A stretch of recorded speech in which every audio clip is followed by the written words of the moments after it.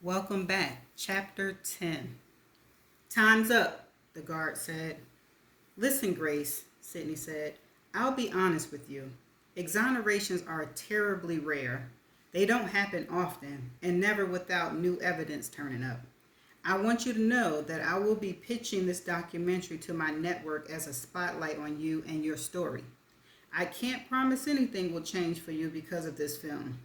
I can promise, however, that if we get the project off the ground, you and your case will gain mainstream attention from a major network in America. You'll have the haters and the cynics, those who will never believe you are anything but Julian Chris Killer. But if we present your case correctly, we may also capture the attention of others who believe you. And none of us know who those people might be or where that attention will lead. I'll take anything right now, Grace said, because I've got nothing else. I've exhausted my appeals, so legally there is nothing left for me to pursue. This documentary is all I have. So I'm on board with you telling my story. A story the world has never heard because the real Grace Bold was overshadowed 10 years ago by the spectacular headlines of blood and cover-ups and shoe prints and skull fractures. Grisly Grace, with all her lovers who flew into a jealous rage. All that crap that had so little to do with who I am and what Julian meant to me. So please, tell the world who Grace Bold is. For that, I'll be forever grateful. But I'm begging you, Sydney, look into my case. Look at the evidence that was used to convict me. Show how wrong it was. Show how inconsistent it was. Promise me you'll look. Sydney opened her mouth to speak, then put her lips together to consider her words. Listen, Grace, you've been through a lot in your life. Things I'll never understand and will never be able to relate to.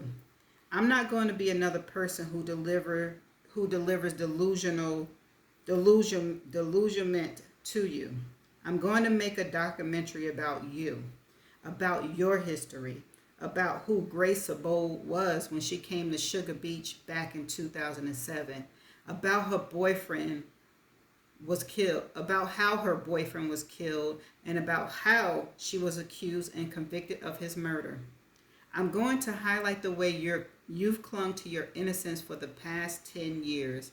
I'm going to present the idea that a police force, eager to avoid a drawn-out murder investigation that would hurt tourism, too quickly jump to conclusions, utilize illegal interrogation techniques, and assigned you as an incompetent defense attorney.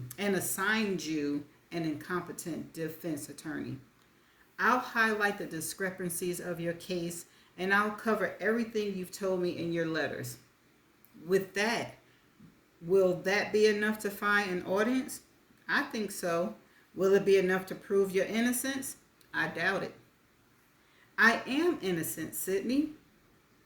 I understand your conviction, Grace, but I can't promise that my documentary will prove that. Again, my intention is to tell your story. If, in doing so, we cast everything that stands against you into doubt, I'll consider it a victory. Grace sat back in her chair, folded her arms across her chest. You don't believe me, do you? Sydney blinked a few times as she considered the question and all the evidence that had convicted Grace Bold years ago. Her mind was clouded by everything she had learned from Claude Pierre. She glanced quickly at the camera filming from the corner of the room and then looked back at Grace. I'm not sure what I believe. Jury deliberation, day 1. As the 12 juror members sat around the conference table, it took 30 minutes of introductions until it was decided that Harold Anthony would act as foreman. Harold was one of 4 men on the jury. The other 8 were women. 5 were business professionals, 2 were retired, and 1 was a stay-at-home mom. Harold Anthony was a local businessman with a calm demeanor and a clear ability to lead. He was an easy choice to head a group discussion that would determine a woman's fate and decide if she was guilty or innocent of murder. Okay, Harold said from the head of the conference table. The entire case offered from both sides has been presented to us.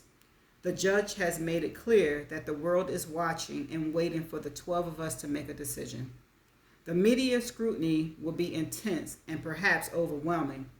The judge has made clear that after a thorough and complete deliberation, we need to stand together as one on our decision. So I think the first thing we should do is discuss our initial thoughts and clarify any areas we do not fully understand. Her fingerprints were found on the murder weapon, one of the retired women said. I'm not fully understanding what's there to debate. Well, Harold said, since our initial vote was not unanimous, we've been burdened with the task of debate until such time that we all agree. But you bring up a good jump off point. The murder weapon and her fingerprints on it is as good as a place to start that debate as any. That's the end of part 1. I shall see you in part 2.